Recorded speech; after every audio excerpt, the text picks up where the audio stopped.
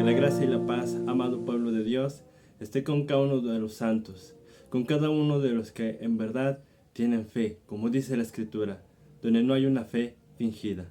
Y han dejado sus vidas, han dejado lo que hacían antes, la vieja criatura, el viejo hombre, la vieja mujer, y están esperando a nuestro Señor Jesucristo con servicio, en santidad. Habiendo dejado el mundo, habiendo dejado lo terrenal, y están con sus vidas entregadas únicamente al servicio de Dios. Es para mí, bendito pueblo de Dios, un privilegio, una bendición el poder continuar hoy con esta bendita enseñanza y el ponerme a los pies de nuestro Señor Jesucristo, de su cuerpo, de ustedes, amado pueblo de Dios, para proseguir con la enseñanza. Claro, siempre rogando al Señor Todopoderoso el poder ser instrumentos y compartir únicamente la verdad, sabiendo que hay un juicio, bendito pueblo de Dios, donde Dios va a pedir cuenta de toda palabra que haya salido de nuestras bocas. Así pues, hermanos, demos inicio mediante la verdad a esta siguiente enseñanza número 10 del libro de Malaquías, bendito pueblo de Dios. Enseñanza número 10 del libro de Malaquías, capítulo 3, y nos quedamos casi ya al final del versículo 5. Vuelvo a darle lectura, bendito pueblo de Dios, para reiniciar donde nos quedamos el día de ayer. Y vendré a ustedes para juicio, y seré pronto testigo contra los hechiceros y adúlteros, contra los que juran mentira, y los que defraudan en su salario el jornalero. Ahí nos quedamos. A la viuda y al huérfano, y a los que hacen injusticia al extranjero, no teniendo temor de mí, dice Jehová de los ejércitos. Bendito pueblo de Dios, en este capítulo 3 hemos estado estudiando profecías, bendiciones que en este nuevo pacto nos vino, como la santidad, el oro, lo que representa la perfección, el discipulado, el llegar a un crecimiento, el entregar una ofrenda. Vaya, bendito pueblo de Dios, el nuevo pacto y las riquezas, bendiciones que Dios nos trajo. Pero de igual manera, el fruto de Dios a través de un representante que es pronto testigo para hablar y para señalar estos pecados que estamos estudiando. Y que así los humildes y los mansos tengan cuidado y se guarden de aquellos que tienen este fruto, y mejor salgan, bendito pueblo de Dios, de aquellos que, como veíamos, juran mentira, de aquellos que son adúlteros, de aquellos que son hechiceros. Estábamos estudiando contra los que defraudan en su salario al jornalero. El día de ayer iniciamos una introducción a lo que es el diezmo, bendito pueblo de Dios. Les hago un breve recordatorio. Hoy vamos a proseguir y de hecho, hermanos, vamos a profundizar más porque más abajo nos va a hablar Dios del diezmo. Ya vimos que el diezmo era la 10ª parte que se tenía que dar del fruto de las ganancias, que en este caso, como un ejemplo, el pueblo de Israel daba a los levitas, ya que ellos estaban dedicados y consagrados nada más a servir a Dios y no tenían ningún otro trabajo ni ninguna otra dedicación sino servir al Señor Dios. En el Nuevo Testamento se nos mencionaba, y ahí nos quedamos, hermanos, que justamente sigue estando vigente. Muchos dicen que no, muchos dicen que eso era de la ley, mas yo les recuerdo, bendito pueblo de Dios, lo que Jesús dijo. No penséis que he venido para abrogar a la ley y a los profetas. He venido para cumplir, no para abrogar. La palabra enseña en Colosenses, Gálatas y muchos pasajes que lo que se abrogó y se cambió más bien fueron los cultos, las ordenanzas, como el sábado, como las fiestas, como la Pascua, que todo eso era una sombra, como dicen Hebreos, de lo que había de venir, hermanos. Pero los benditos mandamientos, tales como el diezmo, siguen estando vigentes y siguen estando presentes en este nuevo pacto, hermanos. Citamos pasajes como en Timoteo, que el obrero es digno de su salario, y como en 1 Corintios, donde dice la palabra: no pondrás bozal al buey que trilla, capítulo 9. No pondrás bozal al buey que trilla. Y citábamos ese pasaje, que si alguien gusta verlo, que si alguien me dice: hermano, yo quiero que usted me lleve y lo estudiemos, con mucho gusto. Dígame, escríbame, márqueme y con mucho gusto lo haremos.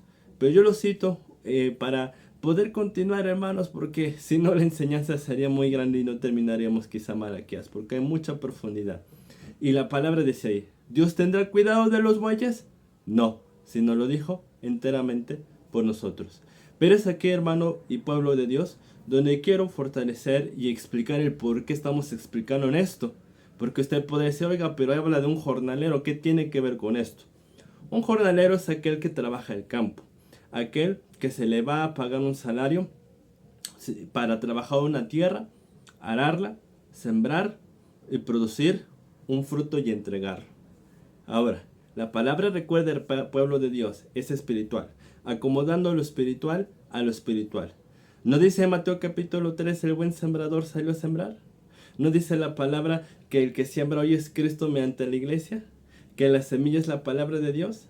¿Que la tierra es hoy los corazones? Cuando se predica se está simbólicamente arando, y que los humildes que aceptan el primer mensaje, el evangelio, reciben una semilla en su corazón. ¿No dice la palabra que habéis sido muertos en el bautizo? Romanos capítulo 6, cuando los que creyeron se bautizaron y simbólicamente esa semillita murió y nació un nuevo ser. ¿No dice en Juan 1, lo que nació de carne, carne es; lo que nació de espíritu, espíritu es? La palabra nos enseña, bendito pueblo, que en el bautismo nacimos de nuevo. Nacimos ahora espirituales. Vamos viendo ya la comparación. Vamos ya entonces comparando con algunos ejemplos como 1 Corintios 3. Yo planté, ahí está el trabajo. Apolos regó, pero el crecimiento le ha dado Dios. Nada más cito algunos pasajes, bendito pueblo de Dios, que muchas veces son muy conocidos al pueblo. Hay muchos más, hermanos, que si nos detuviéramos, toda una enseñanza podríamos sacar. Ahora, muy importante. Ayer se decía, hermanos, que los levitas no estaban dedicados a ninguna otra cosa más que a enseñar la ley y a servir en el templo. Hermano, esto es muy importante. Un verdadero siervo de Dios, hoy en día, de igual forma, no está dedicado a ninguna otra cosa, sino nada más a servir a Dios. Ejemplo, nuestro Señor Jesucristo. Dígame usted, ¿nuestro Señor Jesucristo tenía otra labor aparte de predicar y enseñar después de que se bautizó y regresó en el poder del Espíritu? No, hermano. Ejemplo, Pedro, Juan. Es más, los que han leído y han dado un seguimiento también o han leído los evangelios, dice que Pedro, Juan, Jacobo y Andrés eran pescadores y dejaron sus redes para discipularse.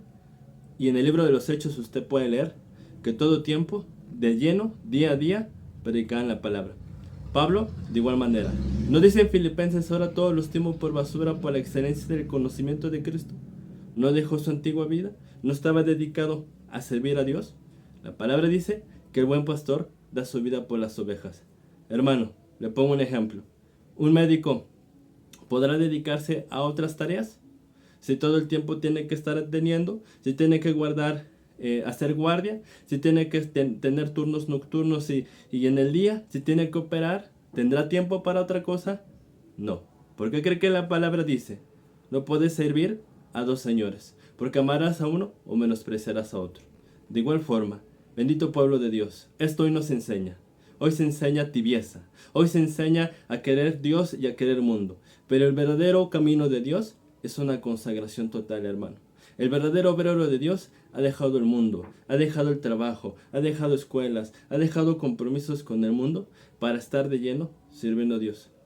O cuando usted ve que Cristo haya dicho, no puedo ir a sanar a alguien porque tengo que ir a entregar un trabajo de carpintería. Cuando usted vio que alguien diga, Pablo haya dicho, no puedo ir a predicarte, Lidia, porque estoy ocupado en este oficio. Cuando ha dicho la palabra, cuando Pedro se le decía y que no pudiera. Todo el tiempo estaban dedicados de llenos a la palabra de Dios. Bendito pueblo y benditos hermanos.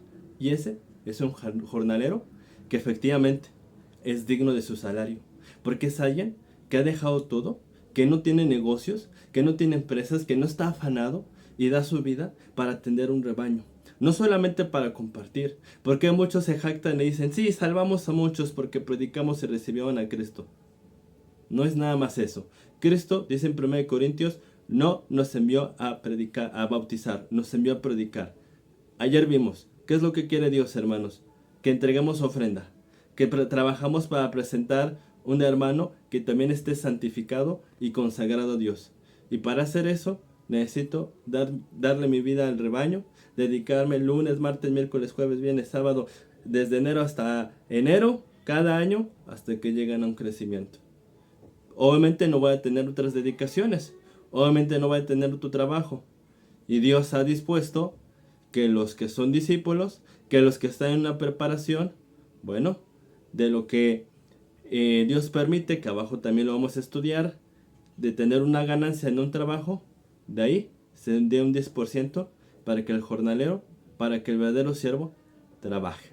Pero aquí también quiero hacer una aclaración de una vez, hermanos. Todo esto lo vamos a recordar más abajo y más lo vamos a profundizar. Pero desde aquí hago esta aclaración. En la Biblia, en 1 Timoteo, en 1 Tesalonicenses, nos da un término que se llama obrero fraudulento. ¿Qué es un obrero fraudulento? Los pastores, la mayoría de hoy, que sin haber trabajado, que sin haber llegado a la vida de una ovejita, porque llegar a la vida es lo que hacía Pablo como instrumento de Dios. Dios lo enviaba a Tesalónica, a Corintio, a predicar por primera vez el evangelio a las personas ahí presentes. ¿Y qué sucedía? Que creían, se arrepentían, se bautizaban, pero no nada más decía, bueno, ya son salvos, ya nos vemos. No. Se quedaba, daba un seguimiento, 1 o 2 años, hasta que hubiera un crecimiento, hasta que hubiera siervos. Y como era un apóstol, Dios lo movía a otro lugar. Porque un pastor se queda y sigue apacentando ovejas, pero él era un apóstol. Hermanos, eso es trabajo. Ese es un obrero digno. Sí, eso es un obrero digno. Pero hoy, los representantes, muchos no llegan ni a tu vida, porque cuánta gente que tiene el hambre o necesidad va. Mas los obreros no fueron. Y la palabra dice, vayan a todas las naciones. Pero la mayoría hoy es flojo y no sale ni siquiera a predicar ni a tocar puertas, como los testigos. Claro, con esto no estoy diciendo que ellos sean de Dios, pero sí hacen algo que los pastores disque cristianos debiesen estar haciendo, de llevar el evangelio. No llegan a las vidas. Y los que dicen, bueno, recibe a Cristo, no entregan sus vidas, ni siquiera los bautizan, aunque el que bautiza es Cristo. Y los que sí, no trabajan para enseñar todos los días. Solamente el dominguito, un ratito. Y si es que la oveja va. Y si no, bueno. Pero sí, pero aún así, que piden los representantes. Es más, muchos, hasta la gente que va llegando, desde que van llegando, ¿qué les piden? Salario. Pero hermanos, ¿por qué se les llama fraudulentos? Porque no trabajan. Imagínese que usted lleve a lavar su carro y que le diga, bueno, yo cobro por adelantado, ok, le paga porque se lo recomendaron, y a la mera hora desaparece el hombre y no le lavó nada. Le hizo un fraude. Por eso no se hace así. Pues usted lleva o le pide a alguien que lave su carro, se le ofrece, que dice, ok, me cobras tanto, ok, y una vez que usted vio que trabajó, lo lavó y lo dejó bien, entonces paga. Lo mismo, un representante que no está dando su vida todos los días, que no te cuida, que tú puedas tener dudas y que pueda acudir a ti y que tú digas, bueno, yo quiero saber, y que te pueda preparar temas y que te diga, heme aquí hoy, mañana, y tú me puedes saber en la tarde, en la mañana, y no me vas a encontrar afanado, me vas a encontrar disponible para ti. Un pastor que no tenga ese fruto no es un obrero de Dios, hermanos. No está trabajando. Recuerden, los levitas, ¿a qué se dedicaban? A trabajar para Dios, nada más. Pero alguien que nada más predica el domingo, ¿por qué cree que es? Claro, está en pecado, no tiene revelación. Pero ¿sabe por qué? Porque entre semana está en negocios, en sus empresas. Porque entre semana está haciendo otras cosas, está generando dinero de otras formas. Ah, y aparte quiere el diezmo. Usted, si lo busca, no lo puede encontrar.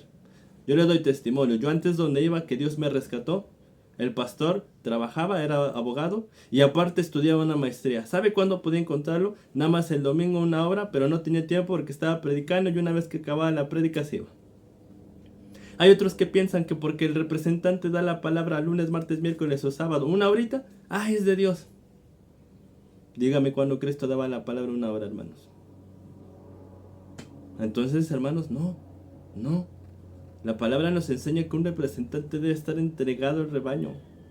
Imagínense, la palabra compara a las ovejitas como bebés espirituales, 1 Tesalonicenses 2, y a la iglesia como una nodriza, como una mamá. ¿Se imagina una mamá que nada más dé de comer a su bebé recién nacido el domingo? Se muere el bebé. Los que han sido padres o madres saben que un niño recién nacido, por eso está en 1 Pedro diciendo como niños recién nacidos, la leche espiritual no adulterada, pide de comer cada 2, cada 3 horas. La mamá los primeros meses se desvela. Por eso hoy que hasta les dan incapacidad, yo hablo como un ejemplo en el mundo, porque precisamente es una atención que se debe dar. Así también, un verdadero ministro debe estar disponible. Casi le puedo decir, ¿verdad? 24 horas.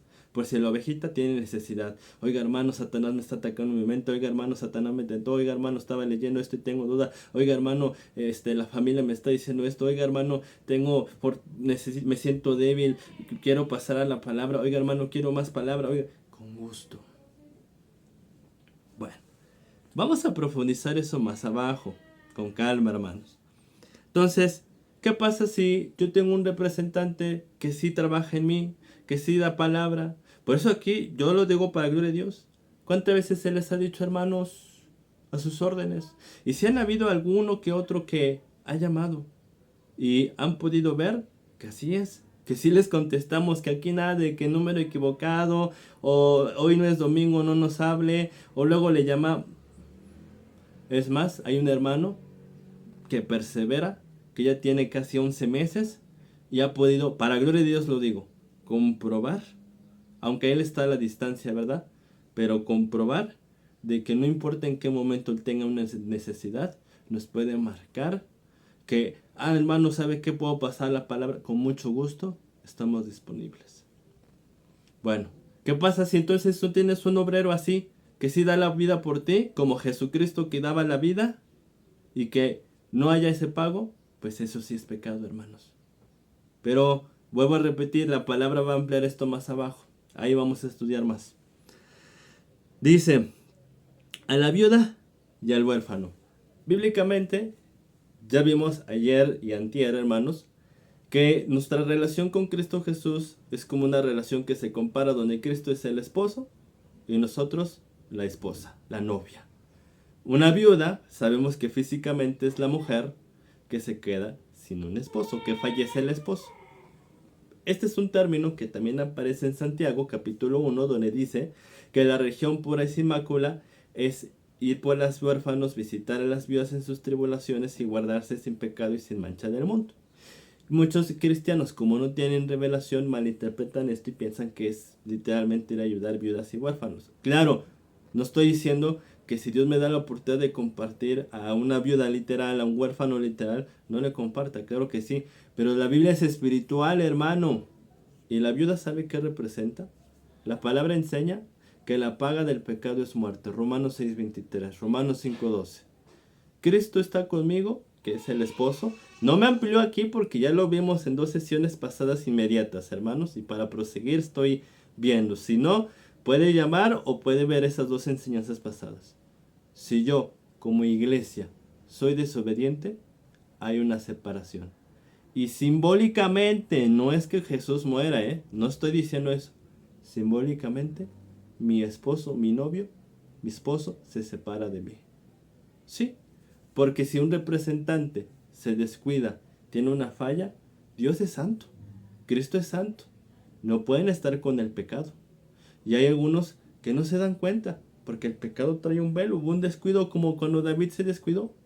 Pero fíjese, los que han leído, Dios envió a Natán para amonestarle y salvar a esa viuda, simbólicamente hablando.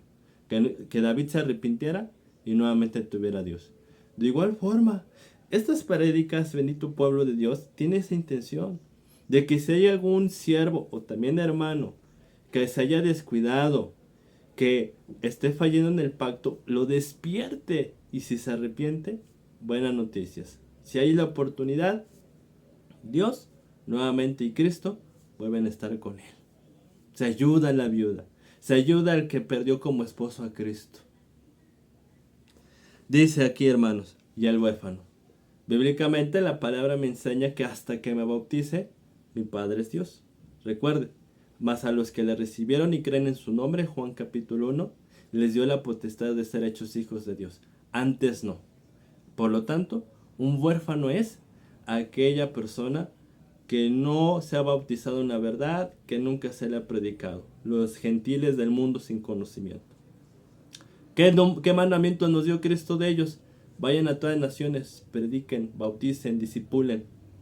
Entonces, cuando yo voy y soy un instrumento para ir a predicar y para ir a enseñar, para el huérfano, cree, se arrepiente, se bautiza, ya no es huérfano. ¿A quién pasa a tener por padre? A Dios. Claro, la mayoría de los cristianos no lo hacen. La mayoría de los representantes no lo hacen. Y por eso Dios, recuérdese lo que vimos, es pronto testigo. Por eso Dios los señala. Por eso Dios les dice, usted está en pecado. Por eso Dios les dice, usted no está haciendo lo correcto. Y los que hacen injusticia al extranjero. La palabra enseña, bendito pueblo de Dios, en Efesios capítulo 2, que todos aquellos que ahora somos pueblo de Dios, ahora somos de arriba, de la nueva Jerusalén. Que nosotros somos, lo vimos ayer y antier, judíos, pero no en el exterior, en el interior. La palabra enseña que yo, hoy por ejemplo, ya no soy mexicano. Claro, mi INE, mi identificación dice que soy de aquí, pero no, en el espíritu somos de arriba, de la ciudad celestial, de la nueva Jerusalén. Y ahora soy un extranjero del mundo, porque no soy de aquí. Como dice en 1 de Pedro, son peregrinos, son extranjeros, son gente de paso, son advenedizos. Sin embargo, hermanos, antes éramos terrenales. Como Jesús dijo, yo no soy de este mundo, ustedes son de este mundo. Como dice la palabra en Juan 3:16, de tal manera amó Dios al mundo, que ha dado su vida, que ha dado la vida de su Hijo unigénito, para que todo aquel que en él crea no se pierda, mas tenga vida eterna. Entonces yo antes de bautizarme, hermano, yo era un extranjero de la ciudad celestial, no era de arriba. Porque extranjero es alguien que, por ejemplo, está aquí en México, pero no nació en México. Como yo antes era de carne sin Dios, no era de la ciudad celestial, era un extranjero. ¿Cuál es mi trabajo? ¿Cuál es el trabajo de la iglesia? Ir por los extranjeros. Hacer justicia, porque la justicia significa obedecer el mandamiento, y el mandamiento de Dios es ir por los que no son pueblo de Dios. Ir y predicarles. Vuelvo a repetir, muchos no hacen este trabajo. Por eso Dios dice, y por eso Dios nos permite estar hablando como instrumentos a cada rato. Hermano, ¿sabe qué? Las iglesias de hoy no cumplen con esto. Hermano, las iglesias no salen a tocar puertas. Hermanos, las iglesias no les interesa. Y bueno, dice también, no teniendo temor de mí. Ahí está, hermanos, dice Jehová de los ejércitos. Hermano, no es que yo le tenga miedo a Dios. No, Proverbios 1 dice, el principio de la sabiduría es el temor de Jehová. Sí, Dios tiene una ley. Y como cualquier ley, si yo la cumplo, hay bendiciones. Pero si yo no la cumplo, vienen consecuencias. Es como la ley de México. Ok, yo cumplo lo que la ley me va diciendo, pago mi luz correctamente, pago mi predio y luego pues te dan bonificaciones, descuentos, supongamos. Pero también hay leyes que si yo no cumplo me vienen sanciones, me vienen cobros, me viene hasta cárcel.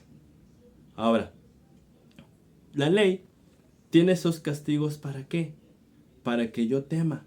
Para que la ley me dice, ¿sabes qué? Si tú haces fraude, si tú robas, vas a recibir una multa de 10,000 pesos, por ejemplo, en la luz.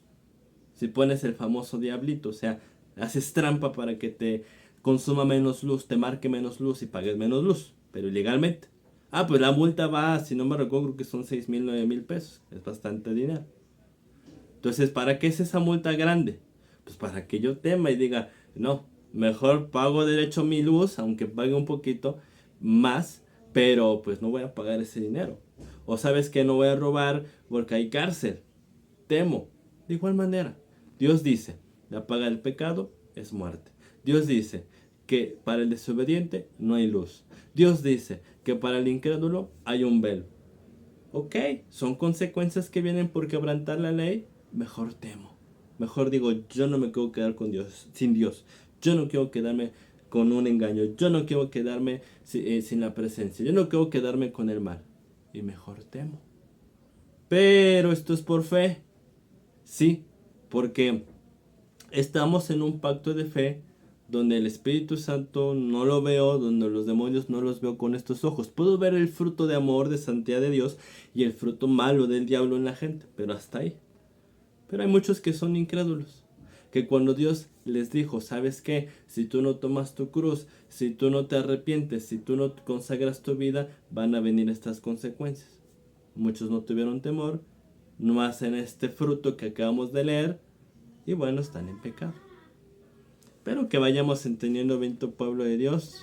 Cualquier duda, recuerde, estamos a sus órdenes. Dice en el 6, porque yo Jehová no cambio.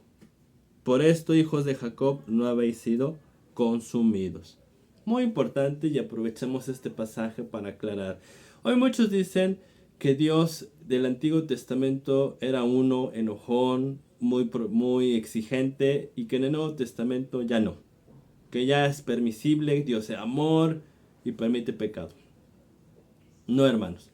Desde el Antiguo Testamento y el Nuevo Testamento vemos a un Señor que es igual en el sentido de que manda a su pueblo a ser obediente, que manda a su pueblo a cumplir el pacto. Jeremías 11, maldito el que no obedeciera el pacto. Deuteronomio 28, acontecerá que si pones por práctica estos mandamientos te vendrán estas bendiciones, pero si no practicas los mandamientos te vendrán estas maldiciones.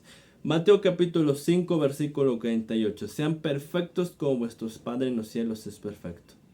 Dios es Dios santo, hermanos, y Dios sigue mandando santidad y obediencia al pueblo. Es más, permítame decirle y aclararle que hoy, en este nuevo pacto, Dios todavía más manda perfección a su pueblo. ¿Por qué? Cuando entró el pecado, vino una separación, porque Dios no habita con el pecado. Y el pueblo hebreo, el pueblo judío, no tenía el Espíritu Santo. Por lo cual, sí, Dios le dio ciertos mandamientos, pero Dios, conociendo la condición del hombre, fue paciente. Por eso hubo una época de sacrificios, donde mientras viniera Cristo se practicaran para los que fallaran algún mandamiento, etc. Pero una vez que viene el nuevo pacto, ¿qué cree? Cristo nos limpia con su sangre y nos viene la bendición del Espíritu Santo. Y ahora mediante el Espíritu Santo nosotros podemos obedecer. Porque cree que en este nuevo pacto, en ese sentido, se pide más. Sí, Dios sigue mandando obedecer, pero se pide más. Le pongo un ejemplo. Jesús dijo, habrás oído que fue dicho, no adulterarás, pero yo te digo que cualquiera que mirare a una mujer para codiciar en su corazón ya adulteró. Oye, Señor, si de por sí era difícil guardarme de físicamente en adulterar y lo podía cumplir, pero costaba, ¿cómo que ahora basta codiciar a una mujer para ya haber hasta adulterado? Sí, ¿por qué lo hace más estricto? Porque tenemos más poder. ¿Por qué cree que dice, sean perfectos como vuestro Padre en los cielos es perfecto? ¿Por qué cree que dice en 1 Pedro, sean santos como yo soy santo? En Hebreos dice que con una sola ofrenda nos hizo perfectos, y perfecto es conocer la ley y cumplirla. Entonces, sí, Dios sigue siendo el mismo en que nos manda a cumplir la ley, pero hasta les puedo decir, bendito pueblo de Dios, que más. Ahora bien, cuando dice aquí, hermanos, por esto, hijos de... y eso es muy importante, ¿eh? En todo momento Dios habla de santidad. Sí, Dios es amor, pero Dios es santo. Y Dios no le gusta y no permite que su pueblo se contamine, hermanos. Por eso esos que hablan que en el Antiguo Testamento Dios era más estricto y enojón, no conocen a Dios, hermanos. Dice, por esto, hijos de Jacob, ya hemos hablado, también dice así, perdón, no habéis sido consumidos. Ya nosotros sabemos, bendito pueblo de Dios, que Jacob es la descendencia de Abraham. Abraham engendró a Isaac, claro, también a Ismael, e Isaac engendró a Jacob y a Esaú. Y que de Jacob vinieron las 12 tribus. Claro que hoy ya no le está hablando a ese Jacob. Ayer y antes ya tocamos quién es Israel, quién es judío hoy. Ahora bien, no habéis sido consumidos. Bendito pueblo de Dios, la palabra consumir viene de fuego. En la Biblia el fuego tiene dos representaciones. O el Espíritu Santo, que ayer lo estudiamos, o también Satanás. ¿Sabe por qué? Porque el fuego, si uno lo deja y lo prende a una casa, a un árbol, lo consume. Y lo deja cenizas. Le pongo un ejemplo. ¿Cómo fue destruido el primer templo? Fue quemado. ¿Cómo fue destruido el segundo templo? Fue quemado. Ahora, ¿quién es? Juan capítulo 10. El ladrón no vino sino para hurtar, matar y destruir. Por eso Satanás es conocido en la palabra también con un fuego, pero que destruye lo espiritual. Que destruye la obra, la imagen de Dios en el pueblo de Dios. Ahora, ¿por qué dice no habréis sido consumidos? Sí, bendito pueblo de Dios. Dios es conocido hasta el día de hoy en este nuevo pacto como un Dios misericordioso que da oportunidad. 1 Timoteo capítulo 2. Porque esto es bueno y agradable delante de Dios, nuestro Salvador, el cual quiere que todos los hombres se salven. Sí. La intención de Dios, hermanos, es que nadie se pierda. Y por eso exhorta. Y por eso predica. Como también dice en Pedro, no penséis que el Señor tarda su promesa en venir. No, sino que es paciente, no queriendo que nadie se pierda. Ahora, pero también debemos saber esto, hermanos. Dios es un Dios de amor, pero puede ser provocado a ira. Sí, le explico. El enojo es una molestia. Como cuando a lo mejor iba usted manejando y alguien se le cruzó en el camino, ¿verdad? Y fue irrespetuoso. Se molestó. Pero la ira, hermano, habla bíblicamente de un estado de enrojecimiento y donde uno pierde los estribos, los cabales y puede llegar hasta matar a alguien. Le pongo un ejemplo. Ha habido casos donde el esposo ha encontrado, como decimos por aquí, con las manos en la masa, en pleno acto, a la esposa siendo infiel.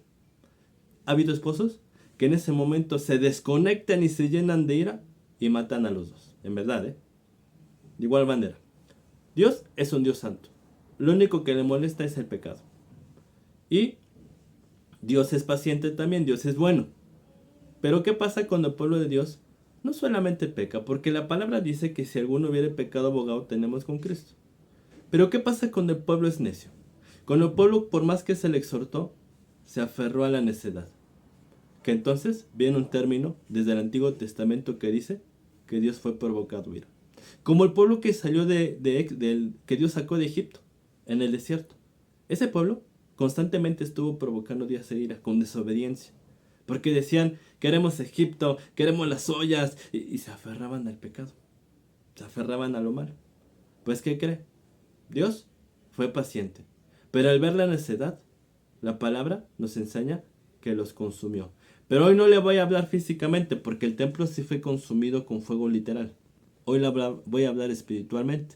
Porque el fuego, ya vimos que nos representa a Satanás. Sí. Anteriormente vimos que Satanás, Dios le permite el propósito de probarnos. Lo vimos ayer. Pero ¿sabe qué otro propósito tiene Dios con el diablo? De que todos los que son desobedientes y necios, los entrega a él. Ejemplo, ayer lo pusimos. Mateo 12. El espíritu inmundo que vuelve. Pero ¿sobre quién vuelve? Ayer lo vimos. Vuelve sobre aquel que fue adornado, fue limpiado, pero después pecó. Le pongo otro ejemplo. Simbólicamente, en el Antiguo Testamento, los que han leído sabrán que cuando el pueblo era necio, en época de los jueces o en época de los reyes, ¿qué hacía Dios? ¿A quién los entregaba? A los reyes paganos. ¿Sabe qué es hoy? La Biblia es espiritual, hermano. ¿Sabe qué representa eso hoy?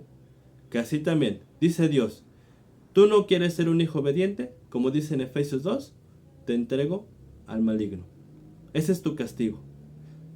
Es como hoy. ¿Qué pasa cuando la autoridad ve que alguien no quiere cumplir la ley? Que mató, que robó, que violó. ¿A quién lo entrega? A la cárcel. A los custodios. Lo mismo. Dios es un Dios de orden y santo. ¿Y qué pasa cuando te entrega a Satanás? Te consume. Te quedas sin la imagen de Dios. Te quedas sin el Espíritu. Te quedas muerto. Yo espero que vayamos entendiendo, pueblo de Dios. Trato de sacar citas bíblicas, hermano, que nos concuerde de esto. Pero siempre le digo, si tiene usted duda, con mucho gusto ampliamos esto.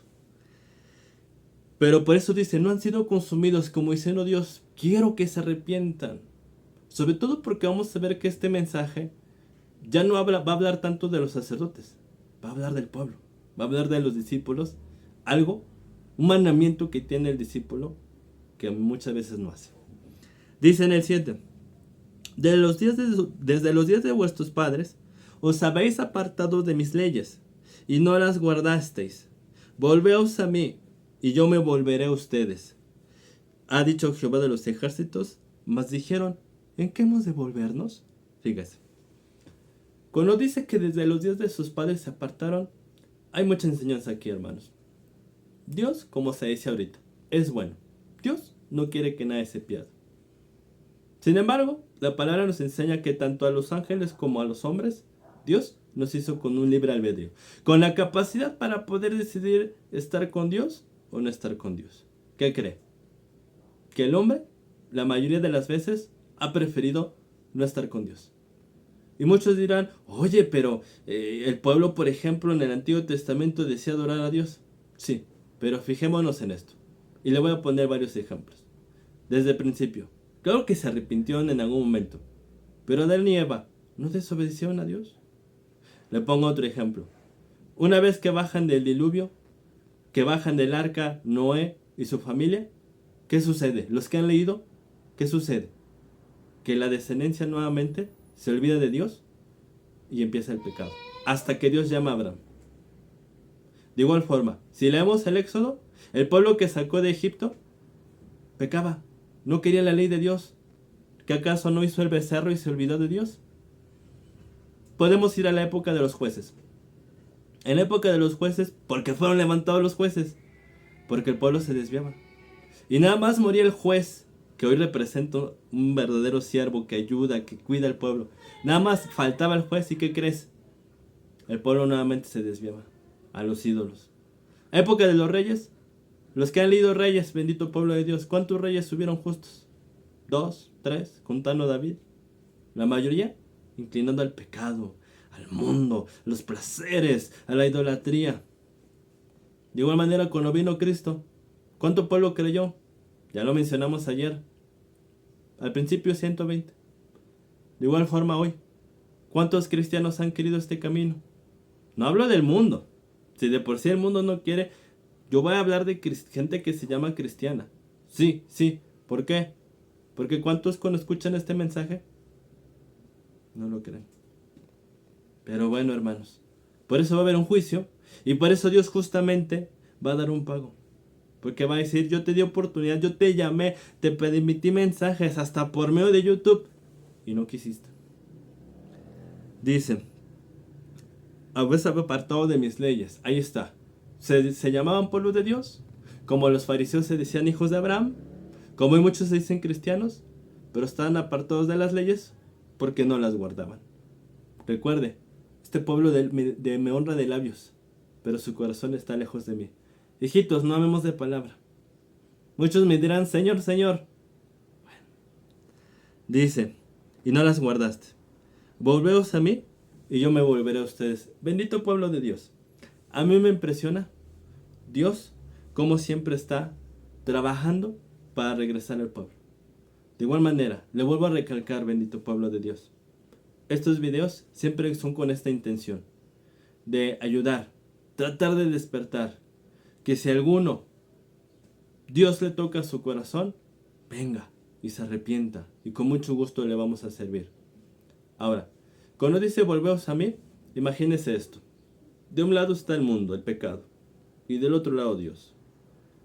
Muchos se empiezan a ir al pecado, al placer, pero cuando dice Dios volveos es media vuelta y de regreso con Dios. Me alejo del mundo, me alejo del pecado, me consagro a Dios. Sí, bendito pueblo de Dios. Un arrepentimiento genuino es no volverlo a hacer. Sí, le pongo un ejemplo breve. Un padre con sus hijos. ¿Qué pasa si yo le digo a mi hijo, hijo, no hagas esto, no rompas las cosas, hijo, pórtate bien? Y si mi hijo me llora en el momento, me dice, sí, papá, no lo vuelvo a hacer. Pero ¿qué pasa si a la semana sigo viendo que tiene un comportamiento mal? ¿Se habrá arrepentido? ¿Qué pasa si al mes sigue igual? ¿Se habrá arrepentido?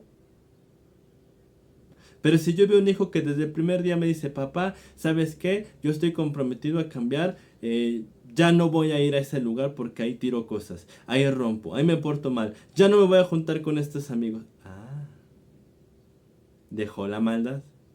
De igual manera, pueblo de Dios, no nos engañemos.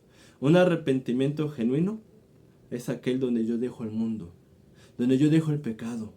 Por eso Jesús le dijo a la mujer adúltera, ni yo te condeno, pero vete y no peques más. Hermanos, este es un pacto de santidad, este es un pacto de justicia, es un pacto de consagración, hermanos. Y Dios quiere frutos dignos de arrepentimiento, Dios quiere entrega.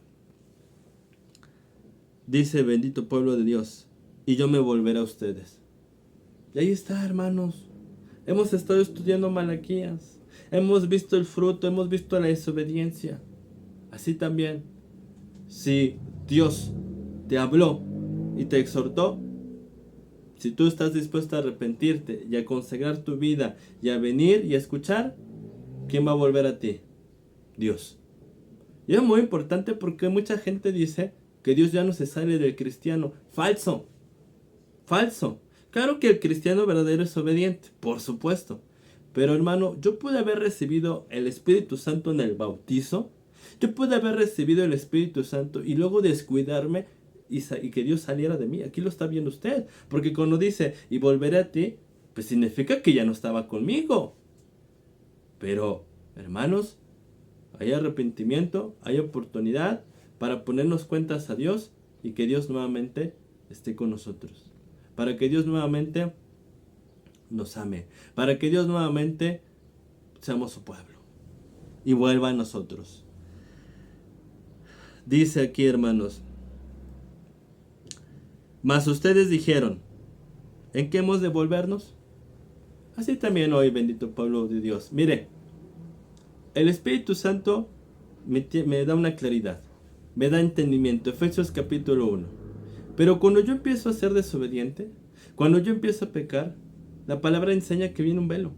Por eso los fariseos que pecaban, porque Jesús lo dijo, y Esteban, instrumento de Dios, les dijo, ustedes no guardan la ley. Hechos 7, ahí está. Trae un velo, donde uno ya no se da cuenta. ¿Cuántas veces hemos visto esta expresión en este libro? ¿Qué hemos hecho? ¿En qué hemos desagradado? Sí, porque todos aquellos que desobedecen y no creen, piensan que están bien. Como los fariseos que pecaban. Usted puede leer Mateo 23, todo el fruto de maldad que tenían, que de hecho concuerda con lo que hemos estudiado en Malaquías. Y eran pecadores. Y ya no se daban cuenta. Así también, muchas veces hemos exhortado, Dios nos ha mandado dar mensaje.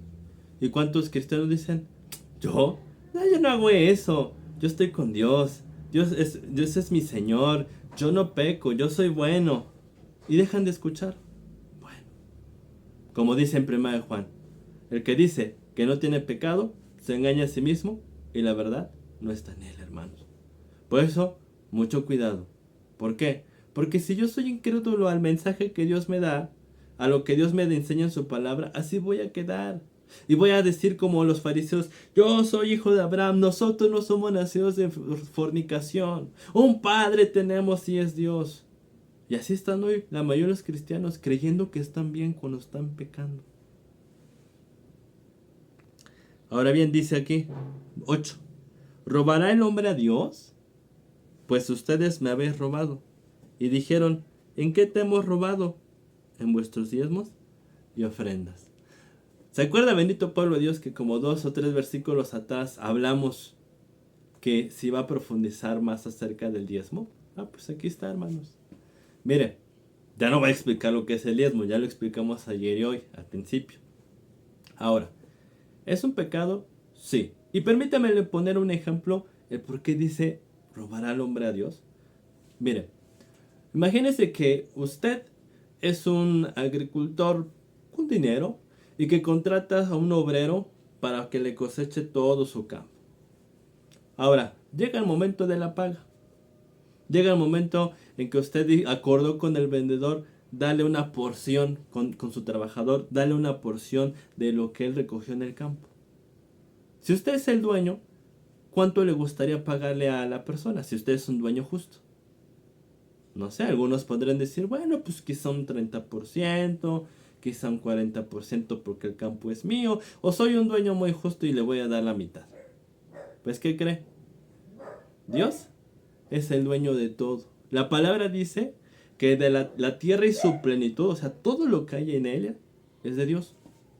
Sí, todo. Miren, Dios creó los árboles, Dios creó la tierra, naturaleza, y todo lo que el ser humano ha generado, ¿de dónde viene? ¿De dónde viene la mesa de madera que usted quizá ahí tenga? Es más, ¿de dónde viene la Biblia, las hojas? Son elaboradas a partir de elementos que se encuentran ¿en dónde? En la tierra. Claro que el mundo no sabe esto, está ignorante, y cuando come, cuando todo entiende sus objetos, se jacta y dicen que ese fruto es su trabajo y no le dan gloria a Dios. Bueno, son ignorantes, no vamos a juzgarlos. Pero ¿cuántos cristianos desconocen también esta realidad? Sí, porque la palabra nos enseña, para nosotros como pueblo de Dios, que todo lo que Dios nos pueda dar, o todo lo que Dios nos pueda añadir, ¿quién nos los brinda? Ahora fíjese, ¿qué Dios tan más justo? ¿Qué dueño tan más bueno? Que de todo lo que de Él pertenece y nos añade mientras estemos en este cuerpo, hablando de dinero, hablando de cosas materiales, ¿qué cree? ¿Se acuerda del ejemplo que le puse del agricultor? Usted a lo mejor dijo el 40%, no lo sé. Pues Dios sabe qué dice. ¿Sabes qué, trabajador? Dame el 10% y tú quédate con el 90%. No, ningún dueño haría eso. Pero Dios sí. ¿Y a qué me refiero? Dios, ¿qué le dice a usted, bendito pueblo de Dios? De toda la ganancia que vas a tener en tu trabajo, a mí, a mis siervos que trabajan para mí, les vas a dar nada más el 10% de esa cantidad. Sí, si son 1,000 pesos, 10 pesos, ¿verdad? Si son 10,000 y así sucesivamente. Por eso, cuando yo no hago caso al mandamiento de Dios de brindar a un verdadero siervo, por eso iniciamos aclarando hace ratito un verdadero siervo que hace. Cuando yo no doy eso, no le estoy robando tanto al siervo. ¿Sabe a quién le estoy robando? A Dios. Porque un representante verdadero, ¿de quién es trabajador? ¿De quién es obrero? ¿Y de quién son todas las cosas? ¿Quién es el que le añade? Dios. Por lo tanto, a quien se le está robando es a Dios. ¿Y si es un pecado? Sí, hermano. Aquí lo estamos viendo. Ya vimos que es un mandamiento que sigue estando actual el día de hoy. Diferente a lo que muchos predican. Claro que sí.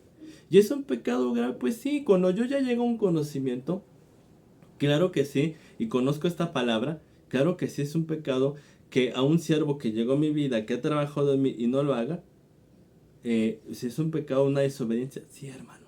De hecho, a quien le estoy robando no es al siervo, ¿sabe a quién? A Dios. Bendito pueblo. Por eso dice, robar al hombre a Dios, ya vimos cómo. Pues ustedes me habéis robado. Y dijiste, ¿en qué me habéis robado? Y aquí ya lo dice, en vuestros diezmos y ofrendas. Ya vimos que por el pecado uno ya ni se da cuenta. Pero fíjese cómo dice, en vuestros diezmos y ofrendas. Ya hablamos lo que es el diezmo. Ahora fíjese, le voy a hablar de la ofrenda. Y más porque hoy en las congregaciones piden de todo, diezmos y ofrendas, y dicen ofrenda para comprar una guitarra, ofrenda para pagar la renta del lugar, ofrenda. No, mire, ayer hablamos brevemente que la ofrenda es algo, ya sea dinero o algo que voluntariamente se da. La primera ofrenda que Dios quiere que usted dé es su vida, voluntariamente. Pero también debemos saber, bendito pueblo de Dios, que la ofrenda es algo que desde el Antiguo Testamento está constituido. Sí, sí. No sé si usted se ha dado cuenta, pueblo de Dios, que hasta el día de hoy, hablando de los judíos, literalmente de sangre, no hay judío pobre. ¿Y sabe por qué? Porque desde el Antiguo Testamento, y muchos de ellos siguen conservando esos mandamientos, ¿verdad? De la llamada Torah, Dios mandaba que si había algún, eso está en Deuteronomio, algún hermano en necesidad, teníamos que darle. Y dice así, y no serás mezquino. Deuteronomio capítulo 16, si no me recuerdo. Sino abrirás tu mano y darás liberalmente. Por eso, hasta el día de hoy, la mayoría de los judíos lo practican. Y cuando hay algún compañero en necesidad, le dan y le dan bien, le ofrendan. En el Nuevo Testamento, hermanos, ¿se sigue practicando? Sí. En el libro de los Hechos 2, 3, usted, y en el 5, puede ver que los hermanos que tenían ciertos recursos, como inclusive casas, vendían o compartían o daban, ya fuera monetariamente o en especie, a los hermanos que no tenían, materialmente hablando. De hecho, en 1 Corintios y en algunos pasajes, se habla como muchas veces Pablo, movido por Dios, organizaba un apoyo, una ofrenda de dinero para los hermanos en Jerusalén que tenían necesidad. Entonces, pueblo de Dios, la ofrenda, en este sentido que estamos estudiando, no es para comprar guitarras, no es para pagar la renta de la congregación que renta aquí el edificio. No, hermano. No, la ofrenda es para los hermanos necesitados. Y es que hoy muchos se aprovechan. ¿Y sabe para qué? Para quedárselo. Y piden diezmo y ofrenda y esto y apoye y para el cumpleaños del pastor y que para lo otro y que... No, hermano, no. Ya vimos que el diezmo sí es para el representante verdadero que dejó toda su vida y que su única ocupación es servir a Dios, y la ofrenda por un hermano necesitado. Es más, Jesús algún día dijo en Juan capítulo 12, a los pobres siempre los tendrá, cuando aquella mujer estaba derramando el alabastro. ¿Cómo que a los pobres siempre tendremos? Sí, en una verdadera congregación de Cristo no nada más hay ricos, ¿eh? Porque también hoy han dicho que hay congregaciones o de puros jóvenes, o de ricos, o de pobres. Eso no es bíblico. En una congregación van a haber hermanos que tengan posibilidad y hermanos que no. Aquí, para la gloria de Dios, así ha sido. Tampoco le voy a decir que han habido hermanos con mucho dinero, ¿va? Pero vaya, sí tienen un poco más. ¿Por qué? Para que practiquen el mandamiento de dar, porque es más bienaventurado dar que recibir. Y es que es muy importante, tanto en el diezmo como en la ofrenda, estos mandamientos. ¿Por qué? Porque muchos ponen su confianza en el dinero. Muchos dicen, ay, pero si doy el diezmo al pastor, pero si doy a la ofrenda, no me va a alcanzar. Ay, ya estoy repartiendo el dinero y cómo le voy a hacer y no voy a poder hacerlo. Y, hermano, ¿y la confianza dónde está? Recuerde lo que dice, no te dejaré, no te desampararé, sean vuestras costumbres sin avaricia. Recuerde lo que dice, buscad primeramente el reino de Dios y su justicia, y todo lo demás vendrá por añadidura. Entonces, cuando yo confío en Dios y soy un dador alegre, digo, a mí Dios me añade y a Él también, y estoy dispuesto a cumplir estos mandamientos, estoy poniendo la confianza en Dios, hermano. Ahora bien, ¿qué más nos dice aquí la palabra, hermanos? Versículo 9. Malditos sois con maldición, porque ustedes la nación toda me habéis robado. Hermanos, estos siguientes versículos que entre hoy y mañana vamos a estar estudiando sobre el diezmo, muchos representantes los ocupan, pues sí, para asustar y amedrentar a mucha gente y forzarlas a diezmar. Y malinterpretan los pasajes. No, mire, primero le hago esta aclaración.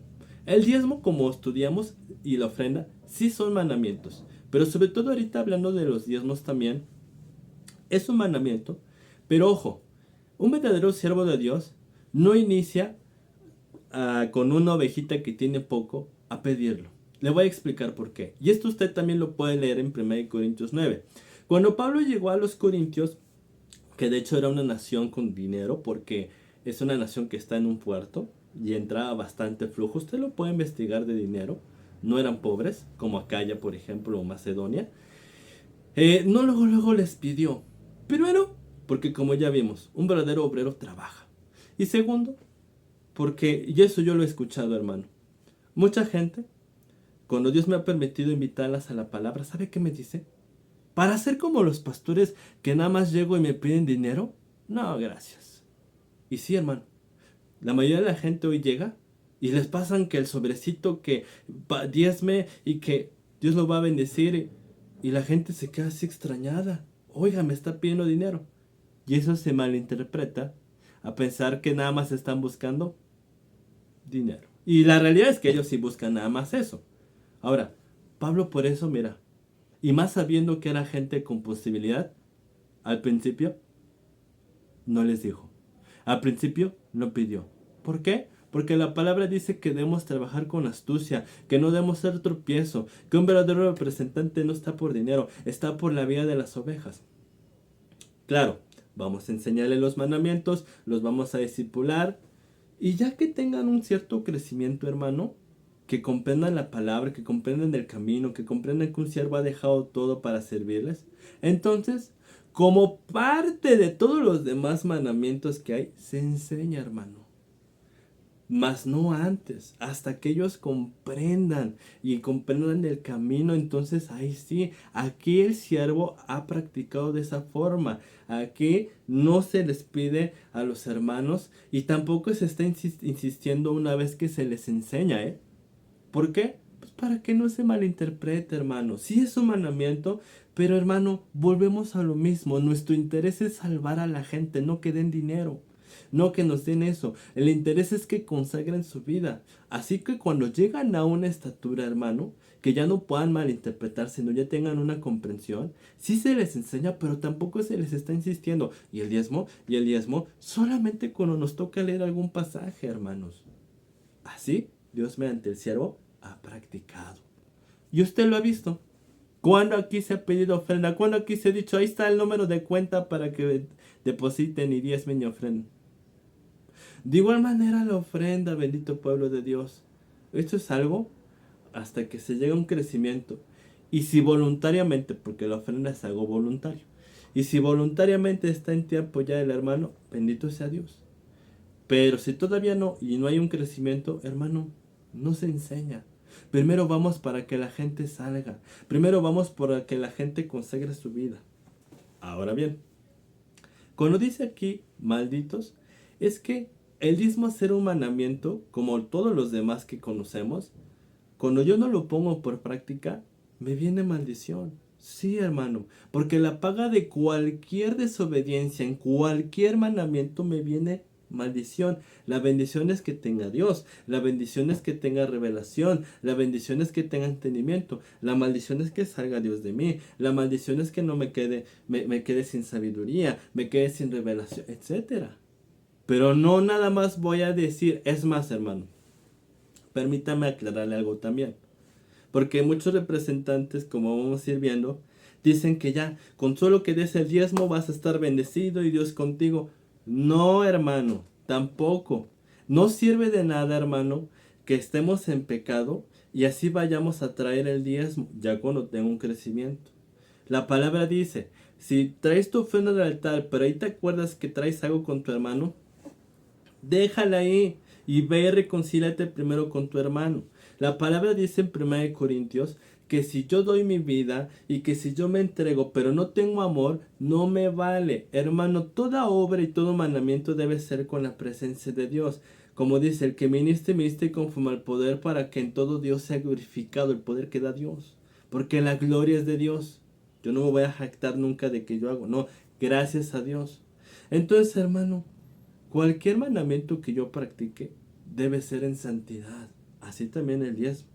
Aquí, hermanos que ya tuvieron un crecimiento, pero en ocasiones fallaban a Dios o se estaban descuidando y venían a querer ofrendar al siervo, ya cuando supieron, ¿sabe qué hacía el siervo? Yo soy testigo. Hermano, no te va a servir. Guárdalo, yo no lo puedo recibir porque no te vas a llevar bendición. Al contrario, te estás llevando maldición porque estás pecando. Entonces, hermano, vamos a ir estudiando hoy y mañana que la bendición va a ser no nada más porque diezma, sino porque cumpla los mandamientos. Y entonces sí, diezmo también. Y de igual forma, yo puedo diezmar, pero si estoy pecando también me viene maldición, hermanos. Y eso es muy importante también, saber que por desobedecer los mandamientos de Dios me vienen consecuencias, me vienen maldiciones. Hace rato mencionamos Deuteronomio 28.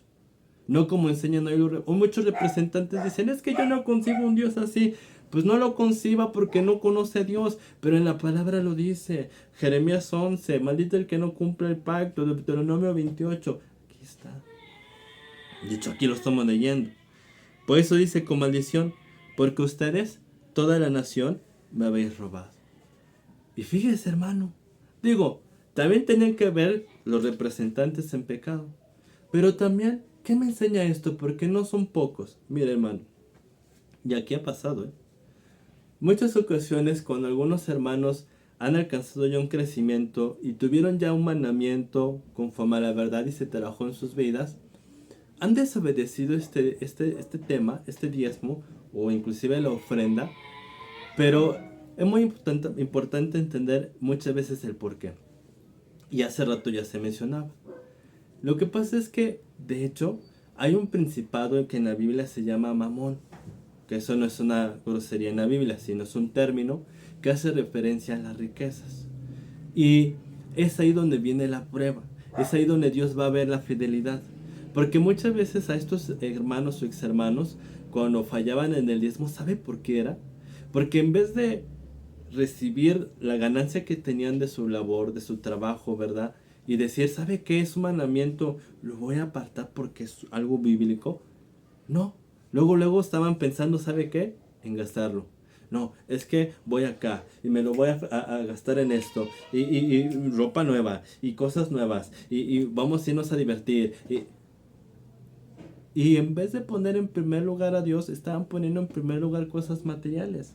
O de igual forma, empezaban con preocupaciones. Ay, pero la renta. Ay, pero el agua. Ay, pero esto. Claro que también se entiende, hermanos, cuando no entra el consumo o es muy poco. Pues les soy sincero. Aquí el siervo ha practicado que los hermanos que sí tienen muy poquito y que son diezmos, donde pues bueno, son cantidades pequeñas y los hermanos no tienen mucho, ¿sabe qué? El siervo en su momento, para gloria de Dios, les ha dicho, hijo, hija, como si me lo hubieras dado, no te preocupes, yo sé que tienes necesidad. Porque vuelvo a lo mismo, los siervos no estamos para eso. Y eso para Dios vale, que uno lo haga en su corazón y lo practique. Ahí está, hermanos. Entonces, pero muchos confían más en el dinero y empiezan a afanarse. Y es que me va a faltar y lo gastan. ¿Sabe qué, hermano?